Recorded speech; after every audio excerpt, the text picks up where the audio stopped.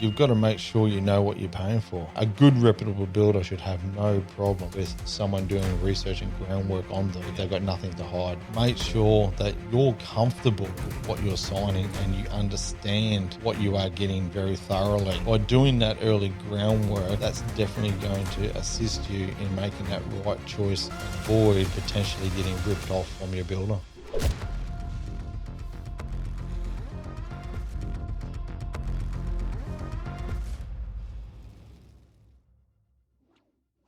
Hey guys, welcome to The Builder's Edge. I'm Norm Wales from Norm Wales Constructions. Now, for me, the whole purpose of this podcast here is to bring a little bit more awareness around the construction industry. I've been feeling for many, many years that there's not enough helpful information out there to support you guys to make the right choice. Now, we are a smaller family independent building company, and we're not here to build everybody's home. But we would definitely love to be able to work with you to facilitate your dream home. But if we don't build your new home, we want you to be able to make the right decision in choosing the right builder for you. So hopefully the information that I'm able to provide through this podcast can be informative and helpful that you can now create your dream home. So I hope you enjoy it, and thanks for watching. Norm, how can someone identify if their builder is ripping them off or if their builder is cutting corners on them? Yeah, good question that there. Like, it's can be challenging, to be truthfully honest with it there. But I believe it really does come back to that open line of communication. There has to be that element of trust and rapport that must be established between all parties involved there. Having that that rapport and being able to break down any of those potential barriers that might be there in the early days, and just, having that transparency there with them, should mitigate a lot of that. But, if your builder is being a bit vague around specific topics, not really wishing to disclose certain information or becoming, a bit more forward in sharing stuff there with you, that could be a bit of an early telltale signs that maybe, they're, maybe trying to put a little of a Swifty over you. Are there any common tactics or practices that unethical builders might use to take advantage of homeowners? Look, I don't think, builders are out there to deliberately do the wrong thing. Well, I like to think on the positive side of that. I know there are ones that like to play around that red line a little bit more than others. But, yes, some of the ways that they conduct themselves and do things there are very unethical, and it can lead, it can be very misleading there. And it could just be simple things of, putting things into their contract or proposal at that's not quite worded very clearly. And they think they're getting what they're getting. They ask that question, yes, I'm getting this.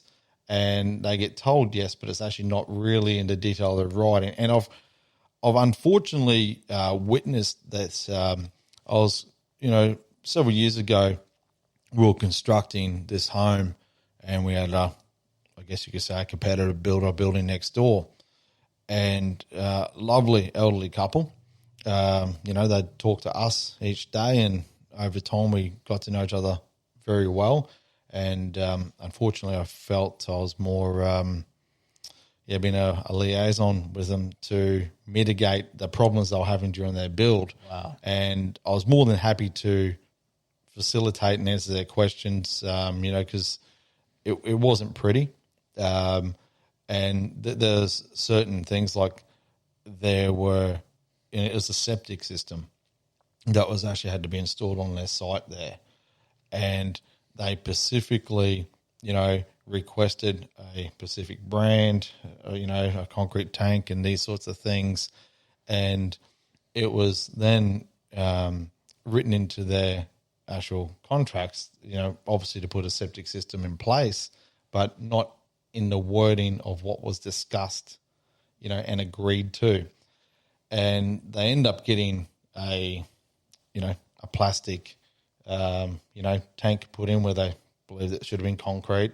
And then instead of having a nice grassed soakage area, they end up just having sprinklers on top. So it was obviously in the wording, and they'd actually spoken to the builder in regards to this, and then they were assured, that's what they were going to be getting, and they still went against the grain and done the complete opposite there. So very unfortunate. That sort of things do occur.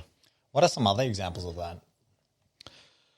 Look, it is more common than not, but it's really important that I guess things are documented in the contract. It could come down to tapware selections, tiles, all sorts of elements in the build. There's not just one sort of specific area there. And, I've had other people come to me in the past there and, mentioned that, my builder never allowed for a letterbox, but now wants to charge me X amount of dollars. And this is thousands of dollars for a letterbox that might have cost them $300 or $500. So it's about sort of getting shortchanged and ripped off there because something so trivial wasn't really necessarily allowed for in there, and it just got overlooked because you're more focused on those bigger areas. And now, because it wasn't allowed for there, now they've sort of been stitched up and charged. So what's the lesson in that for people to take away? Is it don't get caught up in the sort of big ticket items? It's a focus on almost every micro detail. Look, it's definitely something. It's not just the little details, all the big details there. It's about having that relationship and connection with your builder most importantly, and that's the communication sort of aspect of it there. But, it's important that everything in the actual building proposal and contract is very clear. It's either yes or no, it's included. It's very black and white. And you've got to be able to go through that there and easily understand what you physically are getting. So then there's no surprises from that there. Quite often it's, that process could be rushed through because if people are excited and they thought they've got this great dynamite price that sounds too good to be true, it's because there's missing parts to it. So is that a telltale sign that if prices are too good to be true, it's like, well, maybe let's slow down for a moment here? And it looked, it's one of those things that you've got to make sure you know what you're paying for, and if people aren't digesting that information and fully understanding that, they can be setting themselves up for hidden surprises. So how can homeowners verify the credentials and the reputation of a builder before committing to a project? What are some strategies for that? The best way for a customer to find out if their builder is reputable or can facilitate their specific build in itself there is to actually, obviously, first of all, they're engaging that builder and having that conversation, but then start talking to their suppliers, their contractors, ask around about that builder specifically, talk to the lending institution, the brokers, anyone that could be affiliated in that sort of networking group, with them and get that feedback there.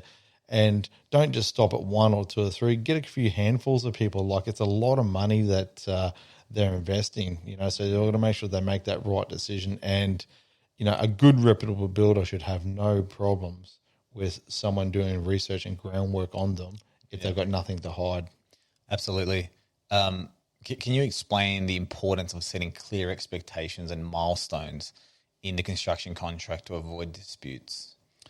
Yeah, most definitely. Like, setting clear expectations is critically important, and that comes back down to the communication thing again there. Like, if everything is communicated thoroughly and everyone's on the same page, like how we give a full detailed workflow schedule before we even start the project there from start to finish, so then they know where those milestones are, it just helps keep everyone on the same page and it makes it an enjoyable experience. So during the construction process, how should homeowners handle cost overruns or unexpected expenses? What are some ways for them to approach these difficult parts of the construction process?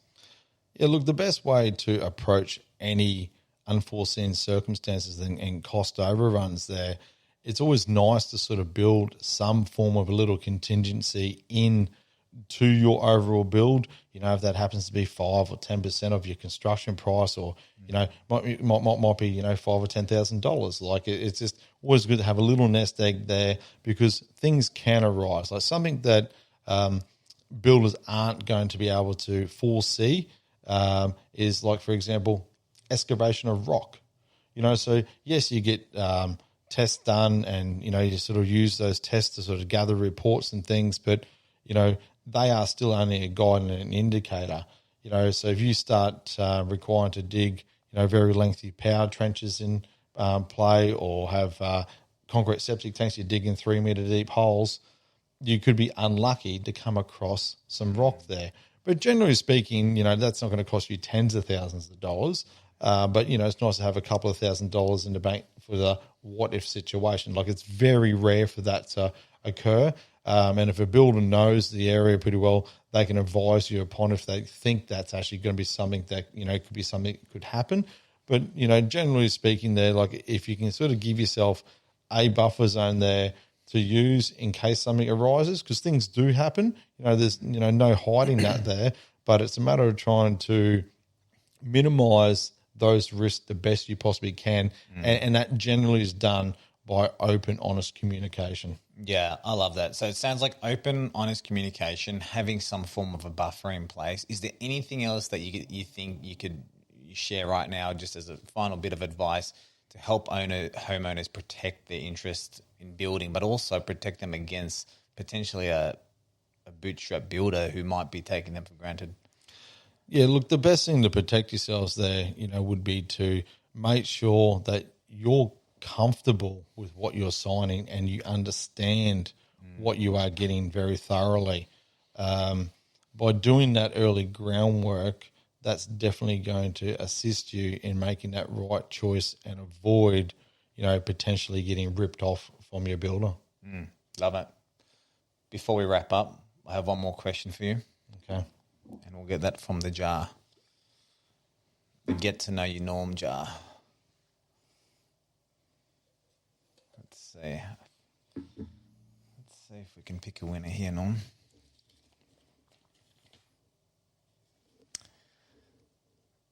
What's the most meaningful compliment you've ever received, and why did it resonate?